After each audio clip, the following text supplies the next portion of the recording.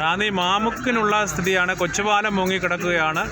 ഇത് വളരെ അധികം വെള്ളം കയറിക്കൊണ്ടിരിക്കുന്ന ഒരവസ്ഥയാണ് ഇപ്പോൾ റാന്നിയിൽ നിന്നുള്ള ദൃശ്യങ്ങളിലുള്ളത്. ഒരുപാട് കടകളെല്ലാം ഒഴിയാനുള്ള സാധ്യതകളാണ് ഇപ്പോൾ ഉള്ളത്. കടകളൊക്കെ ഒഴിയുന്ന രംഗങ്ങളൊക്കെയാണ് ഇപ്പോൾ കാണുന്നത്. എല്ലാവരും സാധനങ്ങൾ മാറ്റിക്കൊണ്ടിരിക്കുകയാണ്. പെട്ടെന്ന് തന്നെയുള്ള ഒരു അന്തരീക്ഷത്തിലാണ് ഇന്നത്തെ സാഹചര്യങ്ങൾ മാറിയിരിക്കുന്നത്. തുലാമാസത്തിൽ ഇന്ന് കഴിയുന്ന ദിവസം കുറേ കാലങ്ങൾക്ക് ശേഷമാണ് തുലാമാസത്തിലെ തുലാമഴ ഈ രീതിയിലേക്ക് ഭീകരമായ രീതിയിൽ ശക്തി പ്രാപിക്കുന്ന ഒരവസ്ഥ നമ്മൾ കണ്ടിരിക്കുകയാണ്. ഇത് മാമുക്കിൽ നിന്നുള്ള ദൃശ്യങ്ങളാണ്.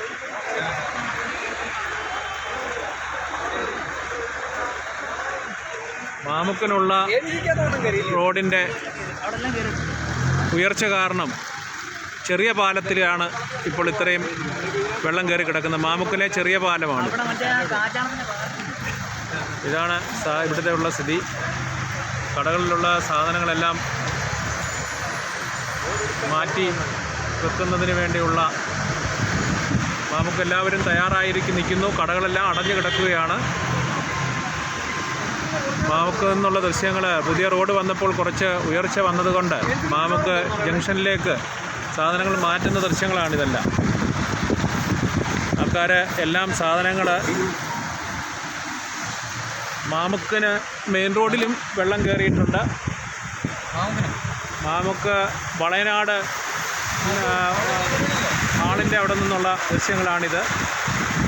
കടകളിലുള്ള സാധനങ്ങളെല്ലാം മാറ്റുന്ന തിരക്കിലാണ് ആളുകൾ.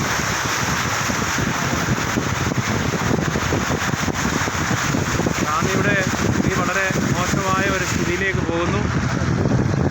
ആ വളയനാട് ഓഡിറ്റോറിയം എല്ലാം മുങ്ങിക്കഴിഞ്ഞു. വളയനാട് ഓഡിറ്റോറിയത്തിൻ്റെ ഇവിടെ നിന്നുള്ള സാധനങ്ങൾ എടുത്ത് മാറ്റുന്ന ഒരു സ്ഥിതിയാണുള്ളത്.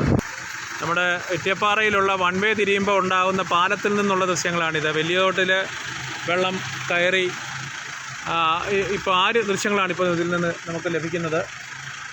വലിയതോട്ടിൽ നിന്നുള്ള ദൃശ്യങ്ങൾ. അത് വൺ വേയിൽ